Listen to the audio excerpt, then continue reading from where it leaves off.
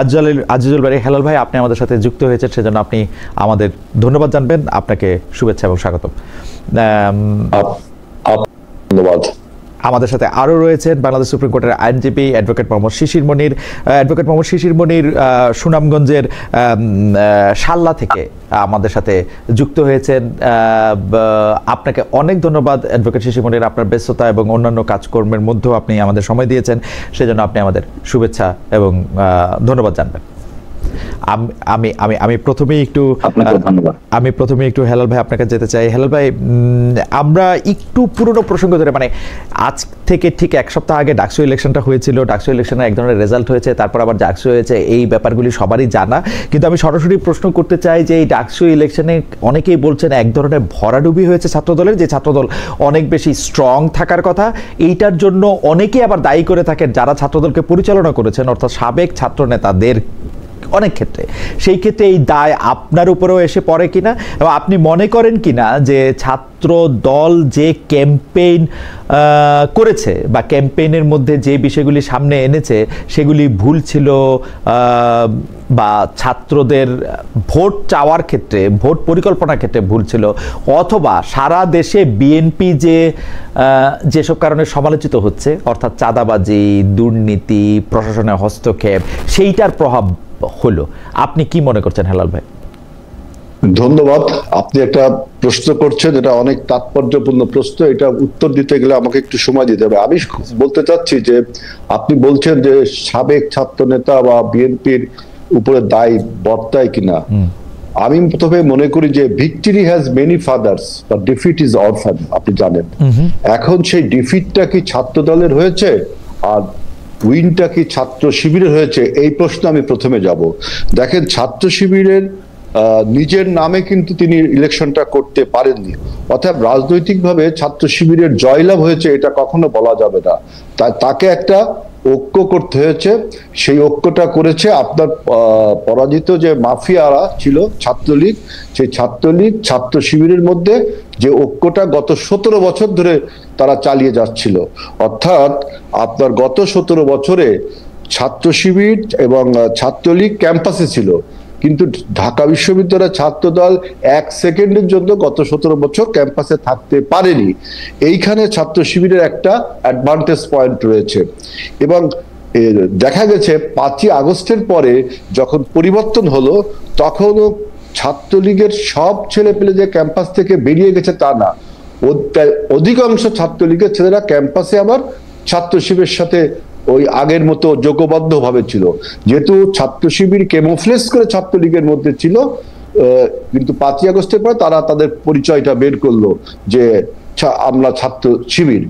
আপনার ছাত্র শিবিরের বিভিন্ন কমিটিতে সেটা দেখেছেন এবং এটা হাইকোর্টে রিট হয়েছে। অর্থাৎ ছাত্রলীগ এবং ছাত্র শিবিরের যৌথ প্রযোজনায় যে ভর্তি হয়েছে, এবং এই 17 বছরে তারা এখানে কাজ করেছে, ছাত্রদল সেখান থেকে মাত্র 1 বছর কাজ করার সুযোগ পেয়েছে। এবং আরেকটি বিষয় আপনি দেখবেন যে একটা ইমোশনাল ব্ল্যাকমেইল এখানে করা হয়েছে, যেটা পলিটিক্সে ইন লং রান আমাদের ক্ষতির কারণ হবে। যেমন হলে যখন ডাকসু নির্বাচনের স্কেডিউল ঘোষণা করা হলো, বা তখন ছাত্র শিবির আপনার সাধারণ ছাত্রদের নাম ধারণ করে ছাত্রলীগকে নিয়ে তারা একটা ঘোষণা করলো যে হলে হলে ছাত্র রাজনীতি করা যাবে না। আমি বিশ্বাস করি গত 17 বছরে হলগুলোতে যেভাবে আপনার আমি কি একটু ইন্টারাপ্ট করতে পারি? মানে আপনি কি এইটা বলতে চাইতেছেন যে মানে ছাত্র শিবির নিজের নাম দিয়া প্যানেল দেয় নাই এবং ছাত্রলীগের সাথে তারা একটা আতাত করে তারা ছাত্রদলকে হারাইছে, এইটা কি ব্যাপার? আমি বলছি যে গত 17 বছর ছাত্রলীগ এবং ছাত্র শিবির একত্রে ক্যাম্পাসে ছিল। 5ই আগস্টের পরিবর্তনের পরে তাদের একত্রে কি ছিল হেলাল ভাই? ওই ক্যামোফ্লেজ করেছিল। আপনি দেখছেন যখন ছাত্র শিবিরের কমিটি ডিক্লেয়ার করা হচ্ছে, তখন বলা হচ্ছে যে অমুকে ছাত্রলীগের কলাভবনের অমুক ছিল। যেমন ফরাদের বিষয়ে বলা হয়েছে, ফলাদের বিষয়ে বলা হয়েছে সমাজ কল্যাণ ইনস্টিটিউটের সেক্রেটারি ছিল ছাত্রলীগের। এটা জন্য রিটও হলো, আপনি এটা জন্য রিটও হলো। সুতরাং আমি বলছি তারা একটা কৌশল অবলম্বন করেছে। আপনি জানেন যে কোন কৌশলই আমি যদি এখন ছাত্রলীগের কমিটিতে ডাকছে বলে ফরহাদ সাহেবকে এবং সাদিক কায়েম সাহেবকে বলিও, তাহলে তাতে কি তারা এটা ভোটে কোনো অ্যাডভান্টেজ পাবে? মানে আমি আওয়ামী লীগে লুকায় ছিলাম, এখন আওয়ামী লীগ আমার ভোট দিবে, এগুলি যুক্তির কথা হেলাল ভাই? আপনি যুক্তির কথা এই জন্য যে ছাত্রলীগের ভিতরে ছাত্র শিবির ক্যামোফ্লেজ করেছিল, যখন ছাত্র শিবির 5ই আগস্টের পর নিজের পরিচয়টা বের করলো, তখন ছাত্রলীগের আশ্রয়স্থল হয়ে গেল ছাত্র শিবির। অর্থাৎ তাদের মধ্যে একটা নেক্সাস বা একটা অ্যালায়েন্স তৈরি হলো গোপনে সেটা। এবং আমি একটু গোপনে মানে আশ্রয়টা হলো গোপনে, তাই না হেলাল ভাই? গোপনে। কিন্তু আরেকটা কথা আপনি বলতে বিএনপি যে প্রকাশ্যে আওয়ামী লীগের আশ্রয় দিয়ে আসলো, সেইটার কি হবে? গত এক বছর ধরে ডাকসু নির্বাচনে বিএনপি প্রকাশ্যে আওয়ামী লীগকে সাপোর্ট দিচ্ছে এরকম একটা দেখান, বরঞ্চ আমাদের জামাত ইসলামের আমির শফিকুর রহমান সাহেব প্রথমেই বলেছে যে আওয়ামী লীগকে ক্ষমা করা যেতে পারে, অতএব আওয়ামী লীগকে ক্ষমা করতে হবে। এবং প্রেস ক্লাবে তাদের দহরম মহরম দেখেছি। এবং বাংলাদেশে এখনো আওয়ামী লীগ পুনর্বাসনে জামাত ইসলামের যে কাজ করছে, যা আমরা যারা প্রান্তিক পর্যায়ে কাজ রাজনীতি করি, শিশির মনিরও প্রান্তিক পর্যায়ে কাজ করে, কিভাবে আপনার আওয়ামী লীগকে বিভিন্ন ভাবে শেল্টার দেওয়া হচ্ছে, এটা আমরা দেখেছি। আপনি যদি সময় দেন তাহলে আমি এটা নিয়ে আচ্ছা ঠিক আছে। মানে ব্যাপারটা হলো কি যে জামায়াত যেহেতু আওয়ামী লীগের সাথে একটা দহরম মহরম আছে, ছাত্রলীগের সাথে যাতে ছাত্র শিবিরের একটা দহরম মহরম আছে, এই জন্য তারা ডাকসুতে জিতছে, ব্যাপারটা কি এরকম? এবং ডাকসুতে যে ভোটের ব্যবধানটা দেখেন, এই ব্যবধানটা কিন্তু এত হওয়ার কথা না। ওরা এই জন্য জিতছে এটা আমি বুঝলাম, কিন্তু ছাত্রদল হারলো কেন? ছাত্রদল তো একসময় সবার সাথেই। আমি তো বললাম যে আমরা 17 বছর কাজ করতে পারিনি, মাত্র 1 বছর কাজ করেছি। সেখানে আরেকটা বিষয় আপনি যেটা বলতে দেননি, যে হলে হলে ছাত্র রাজনীতি বন্ধ করতে হবে। একটা ইসলামী ছাত্র শিবির সাধারণ ছাত্রদের নাম করে এই ন্যারেটিভটা তুলেছিল। এবং আমি বলছি যে 17 বছরের হলগুলোতে যে গণরুম গেস্টরুমে যে নির্যাতন, সেখানে ছাত্ররা একটা ট্রমাটাইজ ছিল যে আসলে যদি হলে হলে ছাত্র রাজনীতি হয় তাহলে তো মনে আবার সেই অবস্থা ফিরে যাবে। এই যে তাৎক্ষণিক একটা ইমোশনটা ছাত্রদের ইমোশনটা কাজে লাগিয়েছে। এবং ছাত্র আমার বক্তব্যটা শেষ আমার বক্তব্যটা শেষ করলে আপনি বুঝবেন।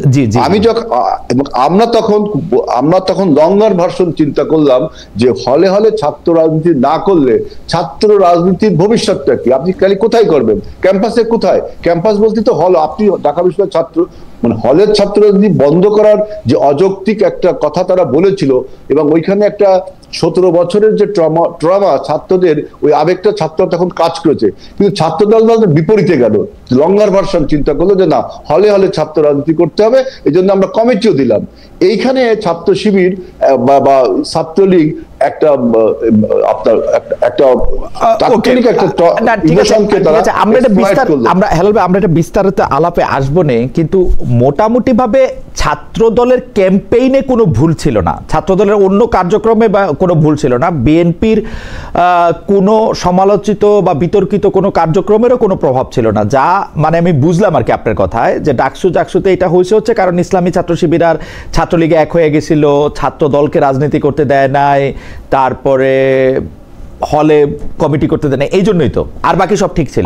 আমি আরেকটা ভুলের কথা বলি, আপনি আমাদের একটু সমালোচনা করি। আজকে দেখেন ছাত্রদল প্রায় 5000-এর উপর 5500 ভোট পেয়েছে, 5700 মতো আমাদের বিপি পদ ভোট পেয়েছে। আপনি দেখেন বামপন্থী মেঘমল্লার বসুরা 5000 ভোট পেয়েছে, ওবামা 3 থেকে 3500 ভোট পেয়েছে। আমরা যদি এই অ্যালায়েন্সটা করতাম তাহলে তো ওদের অ্যালায়েন্স পারতো না। আপনাদেরকে এই আমাদের এই দুর্বলতা আপনি বলতে পারেন। আপনারা অ্যালায়েন্স করতাম মানে কি? আপনাদের সাথে কেউ অ্যালায়েন্স করতে চাইছে কিনা?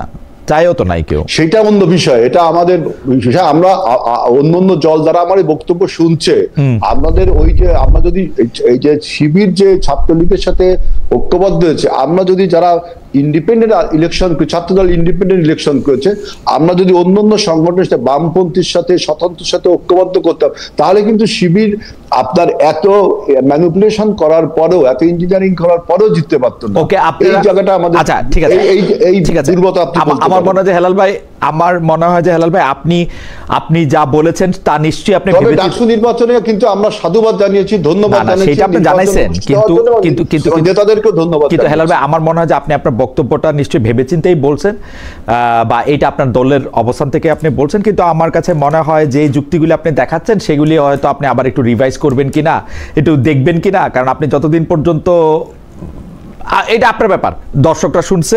আমি নেক্সট ইলেকশনে তো আমাদের অবশ্যই আমি একটু অ্যাডভোকেট শিশির মনির কাছে যেতে চাই, অবশ্যই নতুন করে ভাবতে হবে। অ্যাডভোকেট শিশির মনির কাছে আপনি যেতে চাই।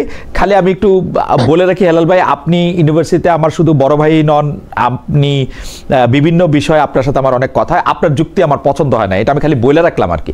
যাই হোক, আমি একটু অ্যাডভোকেট শিশির মনির কাছে একটু যাই। অ্যাডভোকেট শিশির মনির, আপনারা যে ডাকসু এবং জাকসুতে এরকম একটা জয় পেল, আপনারা বলতে ইসলামী ছাত্র শিবির যে পেল, আমি যদি জামায়াত ইসলামী কে মনে করি যে একটা প্যারেন্ট অর্গানাইজেশন বা একটা বড় অর্গানাইজেশন, সেই অর্থে আমি বলতেছি, বা আপনি নিজে আগে ইসলামী ছাত্র শিবির করতে, সেই অর্থে বলতেছি, মানে কোনো ইয়া করার জন্য না। তো সেই ক্ষেত্রে আপনি কাকে আসলে বেশি ক্রেডিট দিবেন যে এটা কিসের জন্য, মানে আপনাদের আসলে এই জয়ের পেছনে সবচেয়ে বড় নিয়ামক ভূমিকা কে পালন করছে? আমার প্রশ্নটার আরেকটু ছোট্ট লেজ আছে, লেজটা হচ্ছে এরকম, আমরা কিন্তু জানি ইসলামী ছাত্র শিবির বা জামায়াতে ইসলামী কিরকম করে জীবন পরিচালনা করবে, তারা একটা নির্দিষ্ট একটা কাঠামোর মধ্যে, একটা নিয়ম কানুনের মধ্যে, আপনি নিজেও বড় নেতা আছেন, ছিলেন, সেটা আপনি জানেন। কিন্তু আমরা এবার যখন ক্যাম্পেইন দেখছি, সেই ক্যাম্পেইনের ক্ষেত্রে, বিশেষ করে ঢাকা বিশ্ববিদ্যালয়ের ক্যাম্পেইনের ক্ষেত্রে আমরা দেখছি যে সেসব নিয়ম কানুন, অর্থাৎ নারী পুরুষ আলাদা করে যে ক্যাম্পেইন চালানোর কথা, সেই মিটিং সিটিংগুলি যে আলাদা হওয়ার কথা, কঠোর পর্দা প্রথা মানার কথা, সেগুলি আপনারা শিথিল করছেন। সেটা কি শুধু ঢাকা বিশ্ববিদ্যালয়ের জন্য শিথিল করছেন? আপনাদের জামাতে ইসলামের সিস্টেমই চেঞ্জ হয়েছে? কারণ আমি যদ্দূর খবর রাখি, আমি দেখি যে আপনারা এইসব বিষয়ে এত স্ট্রিক্ট যে ছাত্র শিবির এবং জামায়াতের যে গঠনতন্ত্র আছে, আপনারা প্রায়ই সদস্য পদ লাভের যোগ্যতা এবং অযোগ্যতা, এমনকি সদস্য পদ খারিজের ক্ষেত্রে এগুলি অনেক প্রাধান্য দেন। কিন্তু এইবার আমরা ক্যাম্পেইনেও দেখছি, পরেও দেখছি, কথাও দেখছি, সেগুলির ব্যাপারে আপনাদের চেঞ্জ আমি দেখতে পাচ্ছি। আমার প্রশ্নের দুটি অংশ, একটি হচ্ছে যে আপনি কৃতিত্ব কারে দিবেন, দুই হচ্ছে এই পরিবর্তন যে আমি দেখতে পাচ্ছি, এই পরিবর্তন কি জামায়াতে ইসলামী বা ইসলামী ছাত্র শিবিরেরই পরিবর্তন, নাকি এটা শুধু আপাত পরিবর্তন ডাকসু নির্বাচনকে বা জাকসু নির্বাচনকে সামনে রেখে? অ্যাডভোকেট শিশির মনির।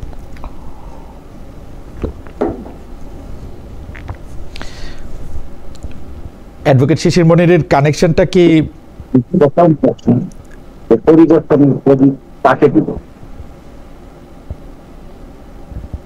যে অ্যাডভোকেট শিশির মনির, এখন আমরা আপনাকে শুনতে পাচ্ছি, আপনি একটু জোরে বলবেন। হ্যাঁ, আপনি প্রথমে কৃতিত্বটা একটু বললেন।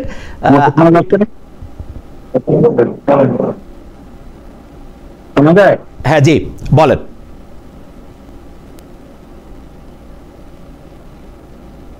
এই পরিবর্তনের প্রথম ক্রেডিট দিব আমি ক্যান্ডিডেটের, যে ক্যান্ডিডেট তারা চুজ করেছে, যে ধরনের ক্যান্ডিডেট চুজ করা হয়েছে, এই ক্যান্ডিডেট এখানে একটা বিরাট ফ্যাক্টর হিসেবে কাজ করেছে বলে আমার আন্ডারস্ট্যান্ডিং হয়েছে। আপনি দেখবেন ছাত্র শিবিরের পক্ষ থেকে কিংবা এই প্যানেলের পক্ষ থেকে যাদেরকে ক্যান্ডিডেট ফিক্স আপ করা হয়েছে, তারা শুধুমাত্র শিবিরের লেন্স দিয়ে তাদেরকে দেখলে হবে না। তারা বিশ্ববিদ্যালয় ক্যাম্পাসে ভালো ছাত্র, তাদের একাডেমিক ক্যারিয়ার আছে, তারা এক্সট্রা কারিকুলার অ্যাক্টিভিটিতে অনেক ভালো পারফর্ম করেছেন, তাদের track record in the university is very good and clean. 5 আগস্টের পরে তারা ছাত্রদের জন্য অনেক কল্যাণকর কাজ করেছে, যে কাজগুলো ছিল ক্রিয়েটিভ, ইনোভেটিভ এবং ইনক্লুসিভ।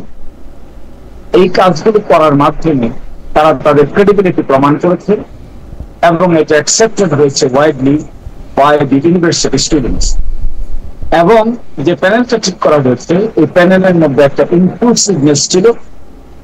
এই ইনক্লুসিভনেসটা এখানে গুরুত্বপূর্ণ ভূমিকা পালন করেছে বলে আমি মনে করি। একই সাথে অ্যাডভোকেট শিশির মনির, আমার একটা ছোট্ট জিজ্ঞাসা আছে। একটা হচ্ছে যে ক্যান্ডিডেট চুজ করা হয়েছে, তাকে আপনি বড় কৃতিত্ব দিচ্ছেন। একটা হচ্ছে ক্যান্ডিডেট চুজ করা হচ্ছে, সেটাকে আপনি বড় কৃতিত্ব দিচ্ছেন। এই ক্যান্ডিডেটটা চুজ করার ক্ষেত্রে কি প্রক্রিয়া অনুসরণ করা হয়েছে সেটাও যদি একটু বলতেন। এটাকে মানে এটা কিভাবে করা হয়েছে, আর 2 হচ্ছে ছাত্রদের কল্যাণের জন্য যেসব কাজ করা হয়েছে। অ্যাডভোকেট শিশিরমণি, আপনি কি আমাকে শুনতে পাচ্ছেন?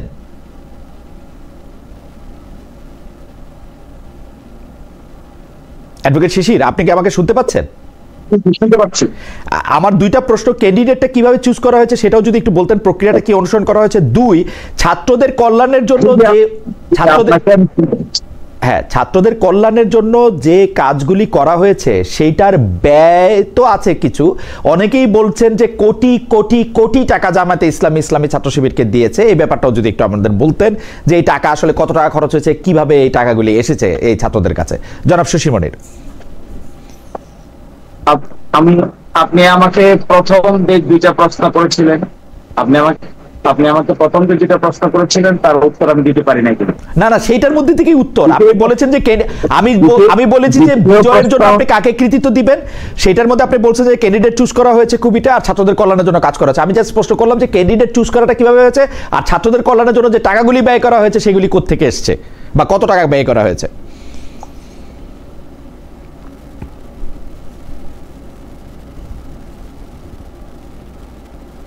আপনি তো আমাকে 2টা প্রশ্ন করেছিলেন, একটা প্রশ্নের উত্তর দিতেই আপনি আবার আরেকটা প্রশ্ন করেছেন, আরেকটা প্রশ্ন। না না, অ্যাডভোকেট শিশিরমণির, আমি কিন্তু যেই 2টা প্রশ্ন করছি, আপনি হয়তো আমাকে ভালো শুনতে পাচ্ছেন না। আমি যেই 2টা প্রশ্ন করেছি সেই 2টা প্রশ্নই আছে। আপনারা কৃতিত্ব কাকে দিবেন, যে ক্যাম্পেইনের রীতি আপনারা অনুসরণ করছেন সেটা সমস্ত জামাত ইসলামীর জন্যই আপনারা অনুসরণ করবেন কিনা, নাকি এটা ডাকসু চাকসুর জন্য কাস্টমাইজ। আর যে কৃতিত্বের প্রশ্নে আপনি উত্তর দিয়েছেন, ক্যান্ডিডেট চুজ করা ভালো হয়েছে। 2 হচ্ছে আপনাদের যারা ছাত্র কল্যাণে অনেকগুলি কাজ করা হয়েছে। আমার প্রশ্ন এই 2টা কিভাবে করা হয়েছে, কত টাকা ব্যয় করা হয়েছে, ওইটা যদি একটু বলে দ্বিতীয় প্রশ্নে আসেন। আমি নতুন প্রশ্ন করি নাই।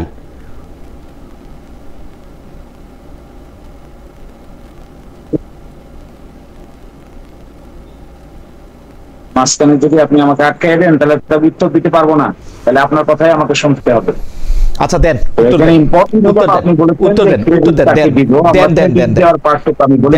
কথা বলেন। সেকেন্ড বলতেছেন যে এটার ব্যয় কোথা থেকে এসেছে। আপনি দেখবেন ছাত্র শিবির এমন একটা অর্গানাইজেশন, তার নিজস্ব ফাইন্যান্সিয়াল মেকানিজম আছে এবং নিজস্ব ইন্ডিপেন্ডেন্ট স্ট্রং মেকানিজম আছে। এই মেকানিজমটা আপনি ভিতর থেকে না দেখলে বুঝতে পারবেন না। This is a very beautiful mechanism. এবং আর্থিক কারণে তারা যেভাবে অর্থনৈতিক বিষয়টাকে যেভাবে ম্যানেজ করে, সংগঠনের সদস্যদের, সাথীদের, শুভাকাঙ্ক্ষীদের কাছ থেকে যেভাবে কন্ট্রিবিউশন তারা নেয়, এবং যে ট্রান্সপারেন্ট অ্যাকাউন্টেবল মেকানিজমে তারা এগুলো মেনটেন করে, এগুলো ভেরি ইনোভেটিভ আইডিয়া তারা এখানে ইনক্লুড করেছে। এটাও তার একটা ক্যাপাসিটি যে ছাত্র শিবির তার ফাইন্যান্সিয়াল পার্টটুকুকে এত স্মুথলি ডিল করে, যে স্মুথলি ডিল করার কারণে তাদের মধ্যে ফাইন্যান্সিয়াল বিষয়টা খুবই ট্রান্সপারেন্ট অ্যাকাউন্টেবল ওয়েতে যেহেতু ম্যানেজ হয়, এটাকে নিয়ে কোনো প্রশ্ন থাকে না, কোনো ধরনের কোনো উদ্বিগ্নতা থাকে না, কোনো ধরনের কোনো এলিগেশন থাকে না। ফলে ছাত্র শিবিরের ফাইন্যান্স আপনি যদি অডিট করতে চান, আপনি অডিট রিপোর্ট দেখতে পাবেন। ওই অডিট রিপোর্ট দেখলে আপনি বুঝতে পারবেন কিভাবে আয় হলো আর কোথায় ব্যয় হলো। এবং I hope you will be satisfied to go through their audit report, yearly audit, 6 monthly audit এবং 3 মাসের অডিট। আমার ধারণা, আমি যখন এই সংগঠনে ছিলাম, এত ট্রান্সপারেন্ট মেকানিজমে ফাইন্যান্সিয়াল সিস্টেম বিল্ড আপ করা হয় এবং কন্টিনিউ করা হয়, এটার প্যারালাল আরেকটা এক্সাম্পল সম্ভবত আমাদের দেশে আপাতত কেউ এস্টাবলিশ করতে পারে নাই। This is what is an internal beauty. আর সেকেন্ড বলছেন যে জামায়াত ইসলামীর পলিসিতেই পরিবর্তন হয়েছে না অনলি শিবির। যে ইনক্লুসিভনেস এর কথা আমরা বলে আসছি, যে আমার ভাই একটু আগে যে কথাগুলো বলেছেন, এটা যে ডিনায়াল মোড, আমি মনে করি ডিনায়াল মোড কোনো আন্ডারস্ট্যান্ডিং এর জন্য ভালো মোড না। একটা প্যানেল বিজয়ী হয়েছে, এখন তারা দেখছেন এখানে কার সাথে আঘাত করা হয়েছে, কি ধরনের ক্যান্ডিডেট ঠিক করেছেন তা কি প্রশ্ন করেছেন? যে ধরনের ক্যান্ডিডেট তারা দিয়েছেন তাদের প্রি ক্রেডেনশিয়ালস আছে একাডেমিক, তা কি টেস্ট করেছেন? যাদেরকে তারা ফিক্স করেছেন তারা কি ধরনের এজেন্ডা ফিক্স আপ করেছেন, এই প্রশ্ন করেছেন? তারা কি এই প্রশ্ন করেছেন যে 5ই আগস্টের পরে ছাত্রদের জন্য ছাত্র বান্ধব কি কি কাজ তারা করেছেন, এটাকে অ্যানালাইসিস করেছেন? এই অ্যানালাইসিস না করে যদি আপনি ষড়যন্ত্র তত্ত্ব দাঁড় করাতে পারবেন, কিন্তু ডিনায়াল মোডে কোনোদিন সত্যের দেখা খুঁজে পাবেন না। ফলে আমি মনে করি এই যে একটা পরিবর্তন এসেছে ইনক্লুসিভনেস, ভালো ক্যান্ডিডেট ফিক্স করা এবং এজেন্ডা ফিক্স আপ করা, এজেন্ডাগুলো ছাত্রদের কল্যাণে হওয়া, এই পরিবর্তনগুলিকে শুধু ছাত্র শিবিরে নয়, এগুলো আপনি আগামীতে জামাত ইসলামের এজেন্ডাতেও পরিবর্তন দেখতে পাবেন, ইনক্লুসিভনেসে পরিবর্তন দেখতে পাবেন, মাইনরিটি এবং রিলিজিয়াস গ্রুপের সঙ্গে বিহেভিয়ার এবং আচরণে পরিবর্তন দেখতে পাবেন, এবং অবশ্যই আমরা আগামী নির্বাচনে ক্রিয়েটিভ ইনোভেটিভ আইডিয়া ইন্ট্রোডিউস করব, যা নাকি বাংলাদেশের মানুষের সামনে একটা ধর্ম, বর্ণ, শ্রেণী নির্বিশেষে নতুন রাজনৈতিক চিন্তা ভাবনার বহিঃপ্রকাশ হবে। এগুলোই আমরা আগামীতে শুধুমাত্র শিবিরে নয়, জামাত ইসলামী তার ন্যাশনাল নির্বাচনে এই এজেন্ডা গুলো প্রকাশ করবে। আমাদের প্রত্যাশা যে হয়তো বাংলাদেশের সামনে বিকল্প রাজনৈতিক চিন্তা ভাবনা হিসেবে, ইনক্লুসিভ পলিটিক্স হিসেবে নতুন ডাইমেনশন অ্যাড করবো আমরা, যা ছাত্র শিবির এটা প্রাথমিক ম্যানিফেস্টেশন মাত্র। আর জামাত ইসলামী জাতীয় নির্বাচনে তা অত্যন্ত জোরসোরে পরিকল্পনা চলছে, আলোচনা চলছে, প্রিপারেশন চলছে। আপনারা দ্রুতই তার ম্যানিফেস্টেশন দেখতে পাবেন। অ্যাডভোকেট শিশির মনির, আপনি অনুমতি দিলে আপনাকে আমি আবার জিনিসটা বলি। আপনি কি শুনতে পাচ্ছেন? আপনি কানে ওইটা দিলে কি শুনতে পাবেন? অ্যাডভোকেট শিশির মনির, আমি কিন্তু শিবিরের ফিনান্সিয়াল জায়গা নিয়ে আমি প্রশ্ন আমি এই পর্যায়ে আমি আপনাকে প্রশ্ন করি নাই। আমি শুধু বলছি যখন ছাত্রদের কল্যাণের জন্য যেগুলি ব্যয় করা হয়েছে সে ব্যয়ের মধ্যে থেকে জামায়াতে ইসলামী বাড়তি কোনো টাকা শিবিরকে এই সময় দিয়েছে কিনা। কেউ কেউ বলে থাকেন যে কোটি কোটি টাকা ব্যয় করা হয়েছে। আমার প্রশ্ন হচ্ছে যে দেয়া হয়েছে কিনা জামায়াতে ইসলামী থেকে ইসলামী ছাত্র সংগঠনের জন্য, মানে এই প্যানেলটার জন্য।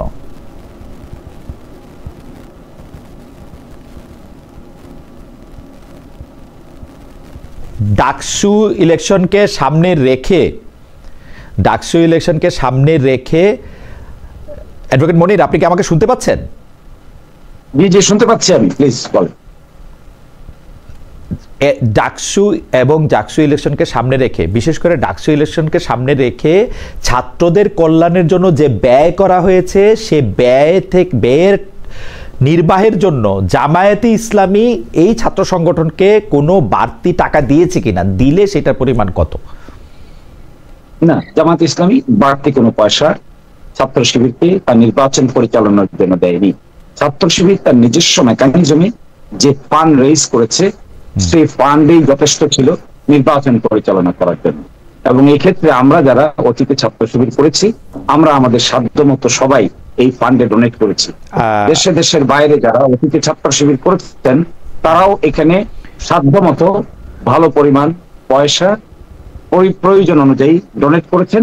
সেটা তারা খরচ করেছে, হিসাব রেখেছে, বাউচার রেখেছে, একটা ব্যালেন্স শিট তৈরি করেছে, সেটা রিপোর্ট তারা আমাদের কাছে দিয়েছে, আমরা সন্তুষ্ট হয়েছি। So this is what is the mechanism. Okay, এইটা কি আপনারা প্রকাশ করবেন যে মোট কত টাকা ব্যয় করা হয়েছে এই এক বছরে ছাত্র কল্যাণের জন্য বা ছাত্রদের কল্যাণের জন্য? এবং এরকম কোন সিচুয়েশন এখনো আসেনি। যদি স্পেসিফিক্যালি মনে করেন আপনি এটা জানতে চান বা আপনার জানার প্রয়োজন আছে বা কোনো ব্যক্তি বিশেষ যদি জানতে চায়, তাহলে অবশ্যই তাকে আমরা আনুষ্ঠানিকভাবে উত্তর দিতে রাজি আছি। আপনি চিঠি পাঠান, we will give you answer. Thank you so much. আর দ্বিতীয় প্রশ্নটা যেটা, সেটা হচ্ছে যে জামায়াতে ইসলামীর মিটিং এবং সিটিংয়ের ক্ষেত্রে কঠোর পর্দা প্রথা মানা একটি বিধান রয়েছে। নারী এবং পুরুষ পাশাপাশি বসে কোনো একটা মিটিং করা, সিটিং করা, সেটাতে যাওয়া, সেখানে ক্ষেত্রে মানে তাদের একটা স্ট্যান্ডার্ড রয়েছে, সেটা জামাত ইসলামীরও রয়েছে, ইসলামী ছাত্র শিবিরেরও রয়েছে। কিন্তু এই গঠনতন্ত্র অনুসারে দলীয় সদস্যপদ লাভের যোগ্যতা হিসাবেও বলা আছে যিনি সদস্য হবেন তিনি ফরজ ওয়াজিব সমূহ মেনে চলবেন। এই পর্দার বিধান না জানার কারণে আমরা জেনেছি যে শিবিরের বহু সদস্যদের সদস্যপদ বাতিল হয়েছে, অনেকে নেতা হতে পারেন নাই, এতই কঠোর এটা। এইবার আমরা জনাব সাদিককে, জনাব ফরহাদকে যেভাবে ইলেকশনটাকে ক্যাম্পেইন করতে দেখেছি, সেই ক্ষেত্রে মনে হয়েছে এই নিয়ম কানুন অনেক শিথিল করা হয়েছে। আপনি যেটাকে ইনক্লুসিভনেস বলছেন, সেই ইনক্লুসিভনেসে জামায়াতে ইসলামীও কি এই নিয়মটা শিথিল করেছে, নাকি সেটা শুধু ডাকসু এবং জাকসুর জন্য?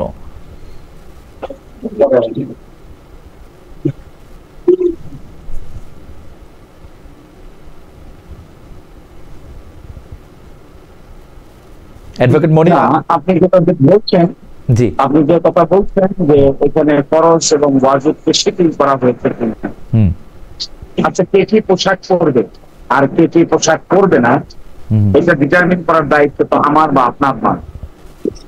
একজন ব্যক্তিকে হিজাব পরবে, কে নিকাব পরবে, কে আলট্রা মডার্ন ড্রেস পরবে, এটা সম্পূর্ণ তার ব্যক্তিগত ব্যাপার এবং তার রাইট টু প্রাইভেসি। এই রাইট টু প্রাইভেসিকে আমরা অলওয়েজ রেসপেক্ট করব।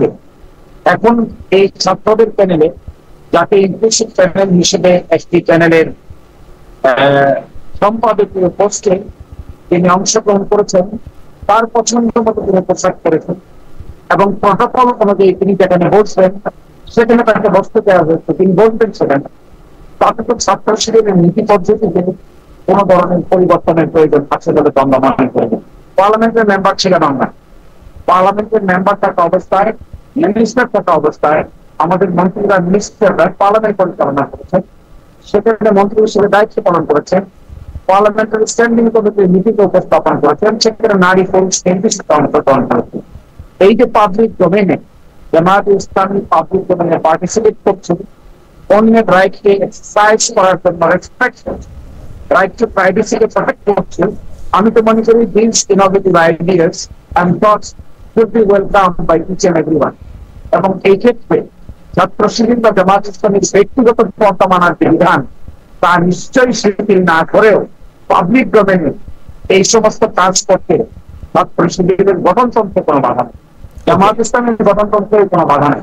এবং আপনি দেখতে পাবেন আগামীতে জাতীয় সংসদ নির্বাচনে আমরা ধর্ম, বর্ণ এবং লিঙ্গ নির্বিশেষে আমরা এখানে সংসদ সদস্য পদপ্রার্থী দেওয়ার চেষ্টা করব, যেন বাংলাদেশের বৃহত্তর জনগোষ্ঠীর আস্থা অর্জন করতে পারে। আপনার প্রশ্নটির সুনির্দিষ্ট আনসার হলো ওয়াজিব এবং ফরজ আমরা শিথিল করতে পারিনি, এটি তো বিধান, ইসলামের বিধান। কিন্তু কোন ব্যক্তির private right to life and liberty কিংবা প্রাইভেসি আমরা ভঙ্গ করতে পারিনি, কারোর চয়েসে আমরা অ্যাটাক করতে পারিনি, কারোর চয়েসকে আমরা বাধ্য করতে পারিনি। এটা কমপ্লিটলি ওই ব্যক্তি বিশেষের চয়েস, তিনি কোন পোশাক পরবেন, কিভাবে আচরণ করবেন। এই ক্ষেত্রে বৃহত্তর অ্যালায়েন্স গঠনের ক্ষেত্রে জামাত বা শিবিরের সদস্যের কোন বাধা কিনা এই মর্মে আমার কাছে মনে হয় মোটেও কোনো বাধা নয়, বরঞ্চ তারা যে কাজ করেছে ওটা বাংলাদেশে একটা এক্সাম্পল হিসেবে থেকে যাবে।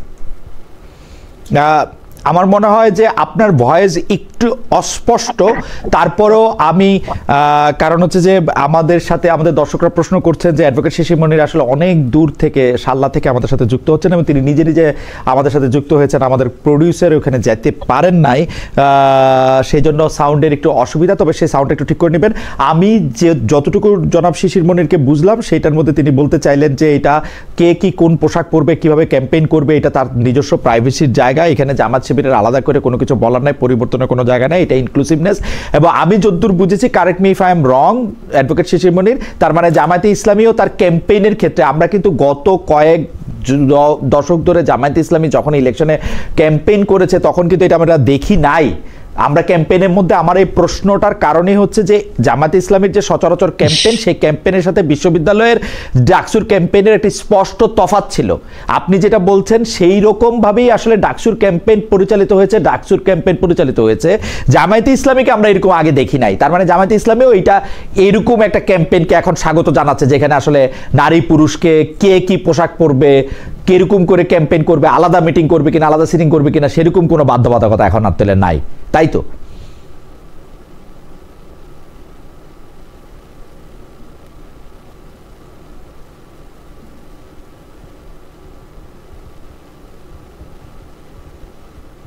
আমার মনে হয় এটাই তো বিবর্তন, এইটাকেই তো বিবর্তন বলে।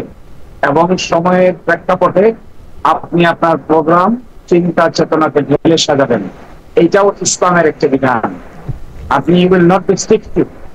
আপনি যখন একটা পার্টিকুলার সার্কামস্টেন্সেসকে অ্যাড্রেস করার জন্য আপনি যখন নিউ ডাইমেনশন অ্যাড করবেন, হিউম্যান থিঙ্কিংকে আপনি ওয়েলকাম করবেন, তখনই আসলে একটা আন্ডারস্ট্যান্ডিং এর মধ্যে ডাইমেনশনগত পরিবর্তন সূচনা হয়। তো জামাত ইসলামী বলেন আর ইসলামী ছাত্র শিবির বলেন, এই যে ডাইমেনশনের কাজটুকু তারা করছেন, তারা ইনক্লুসিভ চিন্তা ভাবনা করছেন, ওয়াইডার স্পেকট্রাম অফ পিপলকে অ্যাড্রেস করার চিন্তা ভাবনা করছেন। আমি মনে করি this is very positive, not only in the university campus but also for the future of education. আমিও তাই মনে করি সময়ের সাথে জামায়াতে ইসলামের এই বিবর্তন, যেটি আমরা আসলে ডাকসু এবং চাকসুর মধ্যে দেখতে পেলাম, অ্যাডভোকেট শিশির মনির বলছেন যে সেটি আসলে সেটি আসলে অ্যাকোয়ার করা হয়েছে সময়ের প্রয়োজনে এবং এর নামেই আসলে ইসলাম। এই বিবর্তনের মধ্যে দিয়ে সেটি হেঁটে যায়। আপনাকে তো অনেক ধন্যবাদ অ্যাডভোকেট শিশির মনির। আমি একটু আমার টেকনিক্যাল প্রযোজক আবির ভাইকে একটু বলবো যে শিশির ভাইয়ের মানে সাউন্ডটা একটু ক্লিয়ার হয় কিনা সেটা যদি উনি আবার একটু দেখেন। আমরা ততক্ষণে জনাব আজিজুল বারী হেলালের সাথে একটু কথা বলতে চাই। জনাব আজিজুল বারী হেলাল,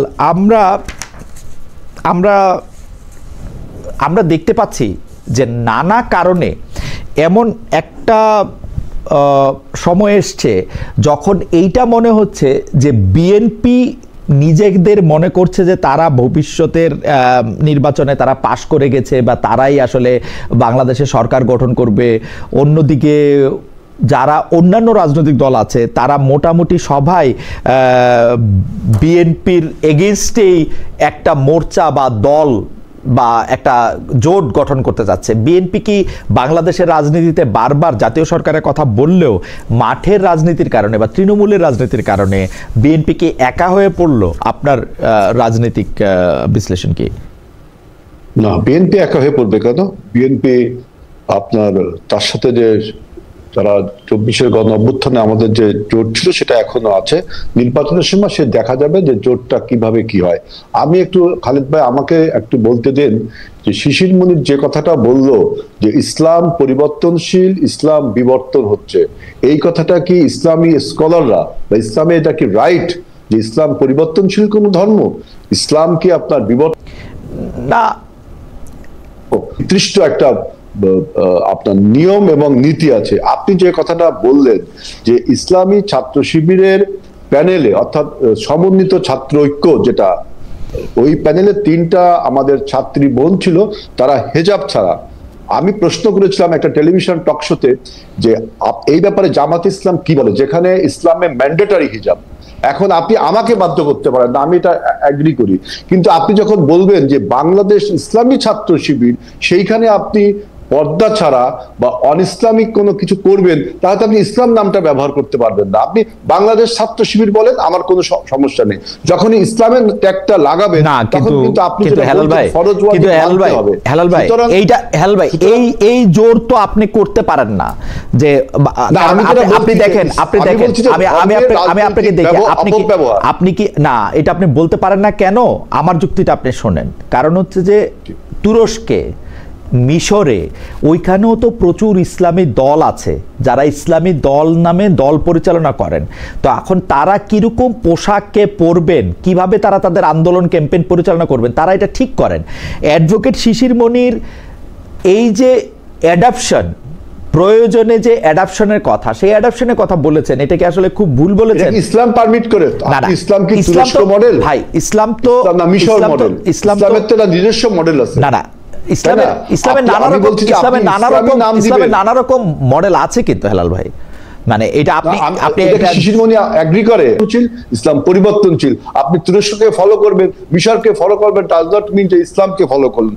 অতএব এই যে কথাটা বললেন, এই কথাটা আমি মনে করি যে ইসলামের যে ধর্মের যে রাজনৈতিক অপব্যবহার, সেই অপব্যবহারটা জামাতে ইসলাম বলছে। তারা যদি জামাতে বাংলাদেশ নাম বলতো, আমি এইসব নিয়ে কিছু বলতাম না। যখনই আপনি ইসলাম ব্যবহার করবেন তখন ফরজ ওয়াজিব এগুলো আপনাকে কঠোরভাবে মেনে চলতে হবে, অথচ আপনার দলে আপনি আমাকে বাধ্য করতে আমি বলছি না। আমি তীব্র প্রতিবাদ জানাচ্ছি যে ইসলাম বিবর্তনশীল ধর্ম না, ইসলাম পরিবর্তনশীল ধর্ম না। ইসলাম কোনো অর্থনৈতিক আইডিয়া না যেটা নিও ক্লাসিক্যাল বা আপনি মডার্নিজম, কিন্তু ইসলাম কিন্তু তা না।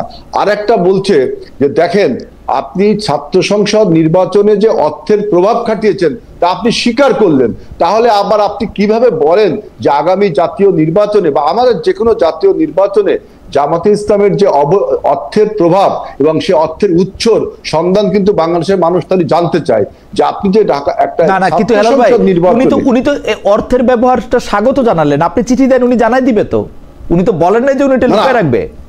না, না, আপনি কোন ছাত্র সংসদ নির্বাচনে তিনি বলছেন যে ছাত্ররা এখানে টাকা দিয়েছে। আমার বক্তব্য, ছাত্ররা টাকাটা পেল কোথা থেকে? এটা এই অর্থের এইটা যদি আপনি জানতে চান হেলাল ভাই, আপনি যদি এটা জানতে চান, উনারা তো এটা জানাবে, ওটা তো উনারা জানাবে। আর আচ্ছা আচ্ছা ঠিক আছে, ওনারা জানালে এইটা কিন্তু এই কথা কিন্তু হেলাল ভাই, এই কথা কিন্তু হেলাল ভাই আপনিও কি কইতে পারবেন বিএনপি কেমনে চলে? আমি যদি একটা চিঠি দিয়ে আপনি জানাবেন। আমরা তো বলছি যে আমি আগে একবার একটা টক শোতে আপনাকে বলেছি যে আমাদের দলীয় কর্মীরা চাঁদা দেয়, এবং আমরা একটা চিঠি দিলে পুরোটা দেখাবেন কিনা, একটা চিঠি দিলে পুরোটা জানাবেন কিনা? উনি যেরকম বলছে যে এটা আপনি আমার পার্টির কাছে জানলে অবশ্যই আমি পার্টিকে পার্সু করব আপনাকে জানানোর জন্য। অবশ্যই তার একটা, এবং আমাকে তো নির্বাচন কমিশন। ওকে ধন্যবাদ। আচ্ছা, আপনি দুটা প্রশ্ন তুলেছেন যে আপনি বলছেন যে ইসলামের বিবর্তন বা পরিবর্তন নিয়ে বা অ্যাডাপশন নিয়ে যে কথা অ্যাডভোকেট শিশির মনির বলেছেন, সেইটাকে আপনি আসলে সেটা ঠিক অ্যাডাপশনের ব্যাপারে একটা কথা আছে, অ্যাজ লং অ্যাজ এটা যদি আপনার একত্ববাদের সাথে সাংঘর্ষিক না হয় তাহলে কিন্তু অ্যাডাপশন। না, আপনি একত্ববাদের সাথে সাংঘর্ষিক কই পাইলেন হেলাল ভাই? আমি তো পাইতেছি না। আপনি যেহেতু বলছেন অ্যাডাপশন, আমি তো পরিবর্তনের বিরুদ্ধে বললাম, আমি তো এভলিউশনের বিরুদ্ধে বললাম, কিন্তু যখন অ্যাডাপশন বলবেন তখন আমার বক্তব্য আমরা নিজেই অ্যাডাপশন হবে। আমরা নিজেরাই কি ওই কাপড় চোপড় পরে আছি যেটা আসলে পরিবর্তন ছাড়া হয়েছে? না, আমি তো আমার নামে কি বলছি যে বাংলাদেশ জাতীয়তাবাদী ইসলামী দল। আপনি ইসলামের নাম নিবেন, কিন্তু ইসলামের ম্যান্ডেটরি ইসলামের নাম নিলেই কি না ইসলামের নাম নিলেই কি এখন আমাকে আমি এখন কোর্টে যাইতে পারবো? আমি এখন টেলিভিশনে কথা কইতে পারবো? আমি এখন রকেটে চড়তে পারবো? আমি কিছু করতে পারবো? আমি কি বলছি আমি ইসলামী দল? আমি কি বলছি ইসলামী দল দিলে আমার এগুলি বন্ধ হয়ে যাবে? না, অবশ্যই আপনি ইসলামকে নামটা ব্যবহার করবেন, তার মানে কি রাজনৈতিক ব্যবহার করছেন এবং ধর্মের সাথে আপোষ করছেন, অর্থাৎ ধর্মের অপব্যবহার যতদিন আমরা শুনে আসছি তার একটা প্রকৃষ্ট প্রমাণ হলো জামাত ইসলামের আজকের বক্তব্য যে তিনি আপনার পরিবর্তন করবেন, তিনি ইনোভেশন করবেন। ইনোভেশনকে ইসলামের পরিভাষায় কি বলে শিশির মনির সেটা ভালো জানে, যে নতুন কোনো কিছু ইনোভেশন ইসলামে করা যায় কিনা। আমি যখন বললেন যে আপনি করেন অ্যাডাপশন, তখন আমি বলেছি যে অ্যাডাপশন ইসলামে জায়েজ, কিন্তু তার সাথে অ্যাজ লং অ্যাজ যে যদি একত্ববাদের কোনো সাংঘর্ষিক না থাকে তাহলে অ্যাডাপশন জায়েজ। কিন্তু আপনি পর্দা ম্যান্ডেটরি কার জন্য ম্যান্ডেটরি, কতখানি ম্যান্ডেটরি, সেটা নিয়ে 100 রকমের তরিকায় 300 রকমের কথা আছে। সেটা জামাত ইসলাম বলুক যে পর্দা ম্যান্ডেটরি, এখানে কোনো তরিকা, একটাই তরিকা যে পর্দা আপনাকে মানতে হবে, কিন্তু আপনি ইসলামে নাম ব্যবহার করবেন, পর্দা মানবেন না। আমার মনে হয় হেলাল ভাই আপনার প্রশ্নটা জবাব দেওয়ার আগে আমাদের যদি অ্যাডভোকেট শিশির মনির যদি আমাদের ঠিক মতো শুনে থাকেন, অ্যাডভোকেট মনির আপনি কি একটু রেসপন্ড করবেন? উনি দুটা বিষয় একদম স্পষ্ট প্রশ্ন করেছেন। এক হচ্ছে যে আপনি যে বলেছেন যে বিবর্তন বা এই পরিবর্তন বা অ্যাডপশন বা অভিযোজন এটা যে আপনি নেন, এটা আসলে ইসলাম মানে কিনা, পর্দা সংক্রান্ত একটা জিনিস ম্যান্ডেটরি কিনা, নাকি আপনাকে ইসলামী নামটা আপনি আর ব্যবহার করতে পারবেন কিনা যখন আপনি এই অ্যাডপশনের মধ্যে দিয়ে যান বা ইভ্যালুয়েশনের মধ্যে দিয়ে যান। অ্যাডভোকেট শিশির মনির, আপনি যদি খুব সংক্ষেপে একটু বলেন। আমরা আপনাকে, আমার মনে হচ্ছে আপনার এই প্রশ্নের উত্তরে আমি বলবো, আমার সম্মানিত বড় ভাই আমাদের আজিজুল বারী হেলাল ভাই, সম্ভবত তিনি ইসলামের বেসিক জুরিসপ্রুডেন্স পড়ার সুযোগ পান নাই, অন্যদিকে ব্যস্ত থাকার কারণে, রাজনৈতিক কারণে অন্যদিকে সময় বেশি চলে গেছে, এই জন্য হয়তো তিনি এই প্রশ্ন উত্থাপন করেছেন। ইসলামিক শরিয়ার যে সোর্স গুলো আছে তার প্রথম সোর্স হলো কোরআন, দ্বিতীয় সোর্স হলো হাদিস, তৃতীয় সোর্স হলো ইজমা, চতুর্থ সোর্স হলো কিয়াস, পঞ্চম সোর্স হলো ইজতিহাদ। ইসলামের এই যে অ্যাডপটিভ টেন্ডেন্সি বা অ্যাডপটিভ মেন্টালিটি বা সার্কামস্টেন্সিয়াল ইন্টারপ্রিটেশন, এটি আসে ইজমা, কিয়াস এবং ইজতিহাদ থেকে। যুগে যুগে যারা মুস্তাহিদ থাকেন, যারা ইজমা এবং কিয়াস করেন, তারা ইসলামের কনটেক্সচুয়াল ইন্টারপ্রিটেশন দিয়ে থাকেন। আর যে বোনের কথা বলা হচ্ছে, তিনি কি ছাত্র শিবিরের সদস্য? তিনি কি ছাত্র সংস্থার সদস্য? তাহলে তিনি কি পোশাক পরবেন তাকে ছাত্র শিবির বলে দিবে? তিনি কি পোশাক পরবেন তাকে আজিজুল বারী হেলাল ভাই বলে দিবে? আমি আপনার জবাবটা শেষ হইলে আমরা একটু হেলাল ভাইকে শুনতে চাই, কারণ আমরা আপনাকে একটু লম্বা সময় ধরে, এবং এই ক্ষেত্রে এই জন্য আমি বলছি আমি একটু প্রশ্ন করতে চাই সম্পর্কে খালেদ ভাই, আমাকে একটু বলার সুযোগ দিতে হবে। জি বলেন। যে কথা শিশির মনির যেটা বললো যে ইসলামের প্রাথমিক ধারণা একমাত্র জামাতে ইসলামের ছাত্র শিবির যারা করে তারা জানে। আমি তো তাকে বলি, তিনি যেটা বললেন সম্পূর্ণ ওটা রং কথা বললেন। আমরা জানি ইসলামের প্রথম সোর্স কোরআন, দ্বিতীয় সোর্স হলো হাদিস, এরপরে যেগুলো আছে ইজমা। আচ্ছা ঠিক আছে, আমরা এই থিওলজিক্যাল ডিবেটে না যাই হেলাল ভাই, আমরা থিওলজিক্যাল ডিবেটে না যাই। থিওলজিক্যাল ডিবেট করলে আমরা সারাক্ষণ অনেক মনে করেন না না খালিদ ভাই আমাকে বলতে দিতে হবে। জি বলেন বলেন। শিশির মনির যে কথাটা বললো যে ইসলামের প্রাথমিক ধারণা আমাদের মধ্যে নেই, এইটা আমি প্রমাণ করতে হবে যে তিনি কোথায় পেলেন যে ইজমা কিয়াস মানতে আমরা বাধ্য, তিনি কোথায় পেলেন ইস্তেহাদ মানতে আমরা বাধ্য। ইস্তেহাদ এবং কিয়াসের মধ্যে পার্থক্যটা কোথায় আমি সেটা জানছি। অতএব আমি যেটা বলছি যে ইসলাম আপনার কখনো আপনার পরিবর্তন মেনে নেই কিনা। এখন আমি আপনি নতুন একটা জিনিস ইনোভেশন করবেন ইসলামে যে আমি আপনার প্রশ্ন বোঝা গেছে আপনার প্রশ্ন বোঝা গেছে। এইটা একটু 1 মিনিট একটু অ্যাডভোকেট সাহেব এটা একটু অ্যাড্রেস করুক, আমরা আবার আপনার কাছে আসতেছি। 1 মিনিট একটু বলি যে অ্যাডভোকেট শিশির মনির, আমরা আগেও যে মুস্তাহিদের কথা কি মানতে আমরা বাধ্য? আপনি যদি 1 মিনিট কথা কি মানতে আমরা বাধ্য? অ্যাডভোকেট মনির, আমরা হাদিস কোরআন মানতে বাধ্য। অ্যাডভোকেট মনির, আমরা যদি ইজমা কিয়াস মানতে কি আমরা বাধ্য? না সেই থিওলজিক্যাল হেলাল ভাই, থিওলজিক্যাল ডিবেট করলে আমরা সারাদিন ডিবেট করতে পারবো। কিভাবে বলে যে আমরা এটা পড়িনি, উনারাই পড়েছে। এই যে ইসলামী ছাত্র শিবির একা দাবি করে হেলাল ভাই, এইভাবে করলে কিন্তু এইটা বললে কিন্তু কথা আগায় না হেলাল ভাই, কথা আগায় না। কিন্তু এটা কি বলা ঠিক হবে? এটা কি বলা ঠিক হবে যে ইসলামের প্রাথমিক জ্ঞান আপনার নেই আমার নেই? না না এটা উনারটা উনি বলছেন, না না এটা উনি সোলেজেন্সি না, এটা কি ঠিক হলো? এটা উনারটা উনি বলছেন, আপনি বলছেন। এখন অ্যাডভোকেট শিশির মনির, আপনি যদি 1 মিনিট একটু বলেন। এটা কি কাইন্ড অফ আন্ডারমাইন না? এটা কি কাইন্ড অফ আন্ডারমাইন না? আচ্ছা ঠিক আছে, আমি এটা মানি যে অ্যাডভোকেট শিশির মনির এটা কাইন্ড অফ আন্ডারমাইন। আপনাকে যদি বলে যে ধর্ম নিয়ে আপনি কিছু জানেন না বা আপনি সুযোগ পান নাই, তো সেটা আমি মানছি। অ্যাডভোকেট শিশির মনির একটু যদি আপনি রেসপন্ড করতেন এই ব্যক্তিগত প্রসঙ্গ বাদ দিয়া, যে আসলে এইটা কোনো পরিবর্তন কিনা জামাতে ইসলামের ক্যাম্পেইনের ক্ষেত্রে, যেটা পুরনো প্রশ্ন ধরে আবার একটা আসতেছে। 1 মিনিট যদি একটু বলতেন, আমরা কথা আগাই আসলে।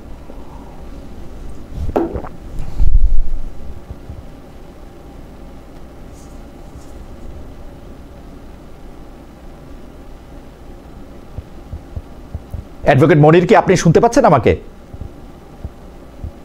জি জি অবশ্যই অবশ্যই অবশ্যই। আপনি যদি একটু মন্তব্য করতেন। জি, পরিবর্তনের এই ধাপটুকুকে যদি অ্যাকসেপ্ট করা না যায়, তাহলে রাষ্ট্র মেকানিজমে এক্সেপশনালিজম কি করে ক্রিয়েট হবে? ওকে, বিএনপি কি তার পথ চলতে গিয়ে যে ধরনের পরিবর্তনের সূচনা করছেন, আর জামায়াতে ইসলামী তার বাউন্ডারি এবং পেরিফেরির মধ্য থেকে যদি ইনক্লুসিভনেস এবং ডাইভার্সিটিকে ইনক্লুড করেন, তাহলে হেলাল ভাইদের আপত্তি কেন? ফ্যান্টাস্টিক। আমার মনে হয় অ্যাডভোকেট মনির আপনাকে এখানে আটকায়। ইসলাম ব্যবহার করলে আপত্তি থাকবে, ইসলামের ব্যবহার করেন না, আমরা আপত্তি নেই। ইসলাম ব্যবহার করলে ইসলামকে মানতে হবে। না না, কোনটা ইসলাম এটাকে আপনি ঠিক করে দিবেন হেলাল ভাই? ইসলাম তো নানা রকম আছে। করতে পারে না। না না, এটা ইসলাম তো নানা রকম আছে। আপনি এই কথা থেকে একটু আগান। ইসলাম নানা রকম আছে। ইসলাম নানা রকম আছে, এই কথাটা কি শিশির মনির স্বীকার করে? শিশির মনির ইসলামিক পণ্ডিত, উনি না না, আপনি কি না না হেলাল ভাই, আপনি আমাকে বলেন, আমি থিওলজিক্যাল তর্কে যেতে চাই না। আপনি কি মনে করেন যে তুরস্ক, মিশর, সংযুক্ত আরব আমিরাত, সৌদি আরব এরা অন ইসলামিক দেশ কোনটা? এরা চারটা মডেল অফ ইসলাম।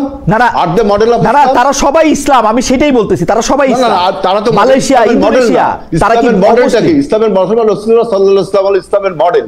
আমাদের একমাত্র সোর্স কুরআন এবং হাদিস। এইটা আপনি তুরস্ক, রাশিয়া, আফগানিস্তান বা ইরাক এইগুলোকে তো মডেল বলতে পারেন না ইসলামের। এটা কি শিশির মনির মানে? এটা কি ইসলামের মডেল? ইসলামের মডেল একটাই, রাসূলুল্লাহ সাল্লাল্লাহু আলাইহি ওয়াসাল্লাম। না না, আমার এটা মনে হয় না যে ইসলামের মডেল একটাই। কিন্তু হেলাল ভাই, যাই হোক, আমি শিশির মনির আমার সাথে যুক্তি দেন কোনটা বাংলাদেশের এই পৃথিবীতে কোনটা? তাহলে আপনি বলেন এই পৃথিবীতে ইসলামের মডেল কোনটা বলেন? একমাত্র রাসূলুল্লাহ সাল্লাল্লাহু আলাইহি ওয়াসাল্লাম, একমাত্র রাসূলুল্লাহ। এখন কোনটা? তাহলে এখন মডেল একটাই মডেল। এখন পৃথিবীতে ইসলাম নাই। এখন কোথায় আছে? ইসলাম যে মডেল দেখাই দিয়েছেন আমাদের, সেটাই হলো ইসলাম। সেটা এখন কোথায় আছে সেটা বলেন না। এখন কোথায় আছে সেটা বলেন। এখন কোথায় আছে মানে? এই মুহূর্তে কোথায় চলতেছে সেই মডেলে? এই মুহূর্তে পৃথিবীর কোথাও চলছে, যদি আমার চোখে পড়ে তাই বলবো। আমার মনে হয় না যে ইসলামিক মডেল একমাত্র এই পৃথিবীতে কোথাও ইসলামের মডেল চলতেছে না। হয়তো অনেক জায়গায় চলতে পারে, কিন্তু আমার চোখে এখনো পড়ছে কিনা আমি জানি না। কিন্তু ওকে, ঠিক আছে, আপনার বক্তব্য। ইসলামের মডেল একটাই, রাসূলুল্লাহ সাল্লাল্লাহু আলাইহি ওয়াসাল্লাম যে মডেল দেখিয়েছেন, আর কোনো মডেল না। এটা শিশির মনির বলুক যে আর কোনো। আচ্ছা ঠিক আছে, আমি অ্যাডভোকেট শিশির মনির কাছে আসবো। আপনি একটু বিএনপির প্রসঙ্গে আসেন, যে বিএনপি কি এখন কার্যত বিভিন্ন কারণে একলা একটা সংগঠনে বা একলা একটা দলে পরিণত হয়েছে কিনা? না, বিএনপি একলা একটা সংগঠনের পরিবর্তন হয়নি। যখন ওরা একটা জোট করেছে, যে 3 দলীয় জোট, যারা 8 দফা আপনার দাবিতে, তা বাংলাদেশে কি 3টা দল মাত্র বলছে যে ইসলামিক সমস্ত দলকে তারা ঐক্যবদ্ধ করবে। আমি কিছুক্ষণ আগে একটা টক শোতে বলেছি যে ইসলামের সমস্ত রাজনৈতিক দল আপনার জামাতে ইসলামের সাথে যে ঐক্যবদ্ধ হবে এমন কোনো গ্যারান্টি কিন্তু কেউ দিতে পারে না। আপনারা যখন এখন আন্দোলনে নেমেছেন যে 8 দফা দাবির বাস্তবায়নের দাবিতে, তাহলে আপনারা কেন ওই ঐক্যমত কমিশনের সাথে বসছেন? আপনারা রাজপথে আন্দোলন করছেন, আবার ঐক্যমত কমিশনের সাথে বসে যেতে হবে না। আর আপনি বলছেন বিএনপি একলা, বিএনপির সাথে তো আপনি দেখছেন যে কতগুলো রাজনৈতিক দল আমাদের সাথে আছে। আমরা যুগপৎ ভাবে আন্দোলন করেছি। জামাতে ইসলাম একমাত্র দল আমাদের সাথে যুগপৎ ভাবে আন্দোলন করেছিল আপনার হাসিনা বিরোধী আন্দোলনে, কিন্তু 28শে অক্টোবর আমরা দেখেছি কিভাবে তাদের আন্দোলনটা শেখ হাসিনার প্যাট্রোনাইজে হলো আর আমাদের উপরে ক্র্যাকডাউন হলো, এটা আপনারা দেখেছেন। সুতরাং বিএনপি একা হয়নি, 24-এর গণ অভ্যুত্থানের সকল শক্তি আমরা ঐক্যবদ্ধ আছি। আমরা বলছি যে আমরা নির্বাচনী জোট জামাত বাদ দিয়ে সবার সাথেই করতে রাজি আছি আমরা। ওকে, ধন্যবাদ হেলাল ভাই। আমরা একটু দর্শকদের কাছে একটা প্রশ্ন করেছিলাম, সেইটা দর্শকদের জরিপটা একটু আসি। বাংলাদেশের ঐক্যমত্য কমিশনের অভিজ্ঞতা, ভবিষ্যতে অন্যান্য বিষয় নিয়ে আপনি হয়তো একটু মন্তব্য করতে পারবেন, কিন্তু আমরা ক্রিস্প কতগুলি আসলে বিষয় আপনার সামনে আনতে চাই। মানে ক্রিস্প বলবো কিনা যায় না, মানে যেটা আসলে চট করে এটা শোনা যায়, কারণ আপনার আসলে আমাদের শুনতেও একটু কষ্ট হচ্ছে, সেজন্য আমি চট করে এটা বলি। আপনি জানেন যে সম্প্রতি হেফাজত ইসলামী বাংলাদেশের আমির শাহ মহিবুল্লাহ বাবুনগরী এরকম একটি মন্তব্য করেছেন, যে মন্তব্যটা এরকম, আমি তাকে কোট করছি: জামায়াত সরকারে আসতে পারলে কওমি, দেওবন্দি ও সুন্নিয়াত মাদ্রাসার অস্তিত্ব রাখবে না। অনেকেই বলে থাকছেন যে জামায়াতে ইসলামী আসলে যে ধরনের ইসলাম কায়েম করতে চাচ্ছে, বা জামায়াত ইসলামের একটা আলাদা কায়েম করার মতো একটা ইসলাম আছে, এটা যদি আপনি একটু অ্যাড্রেস করেন। এবং জামায়াত ক্ষমতায় আসে যদি, তাইলে গণতন্ত্র চর্চা করবে না শরিয়াত কায়েম করবে? জামায়াত সরকার নেতৃত্বে আসলে নারী অধিকার, নারীর চলন বলন, পোশাক কি হবে, এইটাও যদি আপনি একটু সংক্ষেপে বলেন অ্যাডভোকেট শিশির মনির। এই কওমি, মাদ্রাসা, তাবলিগ জামাত ইত্যাদি নিয়ে জামায়াতের অবস্থান নেতিবাচক বলে অনেকে এটা মনে করে থাকেন। অনেকে মনে করে থাকেন বাংলাদেশে যে একটা ইসলামী রাজনীতি বা ইসলামী গোষ্ঠী একত্র হতে পারলো না, এটার একটা বড় কারণ জামায়াতে ইসলামী। কারণ জামায়াতে ইসলামীর রাজনৈতিক আদর্শ অন্য সবগুলি ইসলামী দলগুলির রাজনৈতিক আদর্শ থেকে আলাদা। জনাব অ্যাডভোকেট শিশির মনির।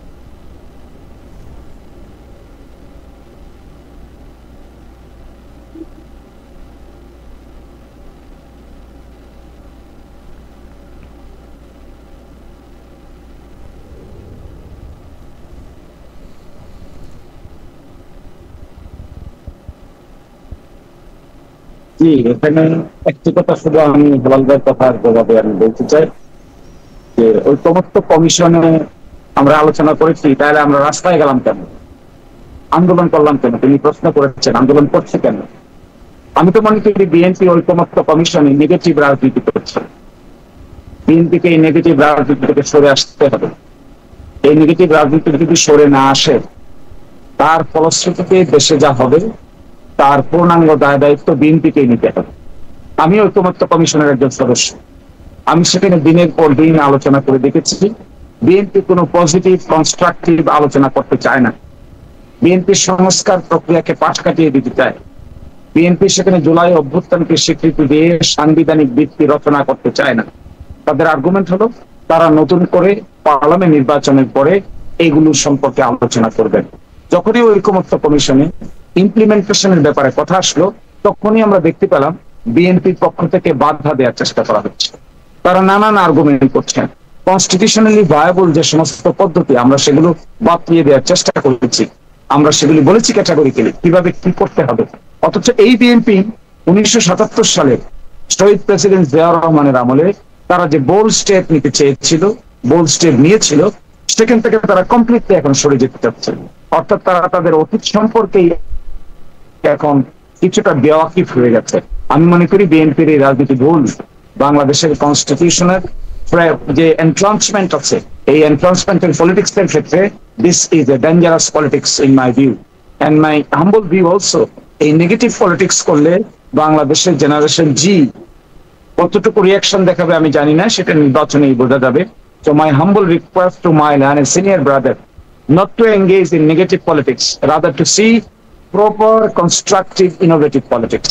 এরপরে আপনার সঙ্গে আমার কথা হলো, অবশ্যই না জামাত ইসলামী যদি ক্ষমতা এক্সারসাইজ করার সুযোগ পায়, শুধু কওমি দেওবন্দির অস্তিত্বই আমরা প্রোটেকশন দিব না। আমরা প্রত্যেকটা মাইনরিটি গ্রুপ, এথনিক গ্রুপ, সকল ধরনের মাইনরিটি কমিউনিটি যে যেখানে আছেন, যেভাবে আছেন, we will ensure their prosper, security, integrity, inclusiveness এবং তাদের এক্সক্লুসিভ আইডেন্টিটিকে আমরা অবশ্যই সম্মানের দৃষ্টিকোণ থেকে দেখব। দেখবেন আমরা ডাইভার্সিটি এন্ড ইউনিটি এই আর্গুমেন্টকে কত শক্তিশালী ভাবে ইমপ্লিমেন্ট করি। We always believe in diversity, but there is a unity. এই যে ডাইভার্সিটি একটা নেশনের মধ্যে, পার্বত্য চট্টগ্রামে যারা বসবাস করেন, হিন্দু মুসলিম যারা বসবাস করেন, আমার এলাকা ধরুন গিরাইশাল্লাহ প্রায় 40% মানুষ হিন্দু ধর্মাবলম্বী। আমি বিগত 1 বছর ধরে কাজ করছি কোথায়, আমি আজকে যে বাড়িতে বসে আপনাকে জয়েন করছি, এটিও একটা হিন্দু মাইনরিটি কমিউনিটির বাড়িতে। আমি ইলেকশন ক্যাম্পেইনের পার্ট হিসেবে এই বাড়িতে আজকে রাত্রি যাপন করবে, আমি তো কোনো অসুবিধা দেখছি না কোথায়। They are welcoming us, we are welcoming them. পরে কওমি বলেন, আলিয়া বলেন, হিন্দু বলেন, বৌদ্ধ বলেন, খ্রিস্টান বলেন, মহিউদ্দিন ভাই আজকে আমি আমার এই ভাইকে সাক্ষী রেখে বলছি, যদি জামাত ইসলামীকে মানুষ বিশ্বাস করে, দেখবেন ক্রিয়েটিভ পলিটিক্স কাকে বলে। Okay, we will show the nation how politics can be a creative politics.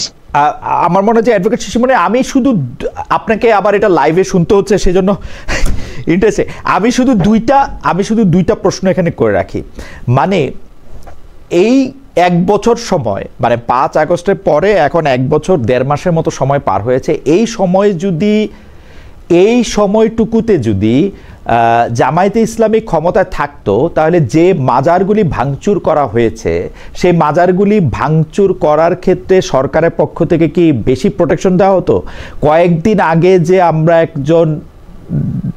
একজনের কবর গোয়ালন্দে ফরিদপুরে আমরা দেখলাম যে উঁচুতে রাখা হয়েছে বলে কবর থেকে উঠিয়ে লাশ পোড়ানো হয়েছে, সেই ক্ষেত্রে কি জামায়াতে ইসলামীর ভূমিকা থাকতো হচ্ছে ওইখানে যে মানুষগুলি জড়ো হয়েছিলেন তাদেরকে প্রোটেকশন দেওয়া, তাদেরকে রক্ষা করা, নাকি এই কাজটি যাতে না হতে পারে সেটা? এবং আমি আবারও এই প্রশ্ন করতে চাই, আমাদের দর্শকরা আমাকে প্রশ্ন করেন যে শরিয়া আইন হইলে মানে আপনার ভয় কি? শরিয়া, আমার তো কোনো ভয় নাই। আমি শরিয়া আইন বা যে কোনো আইনেরই পক্ষে, বেআইনের বিপক্ষে। আমি তো শরিয়া আইন হইলে আমার কোনো সমস্যাও নাই, ভয়ও নাই। আমি শুধু এটি স্পষ্ট জানতে চাই যে জামাতে ইসলামী ক্ষমতায় আসলে শরিয়া আইন করবে কিনা। 3টা বিষয়। একটা বিষয় হচ্ছে, কিন্তু আমাদের সময় খুব কম।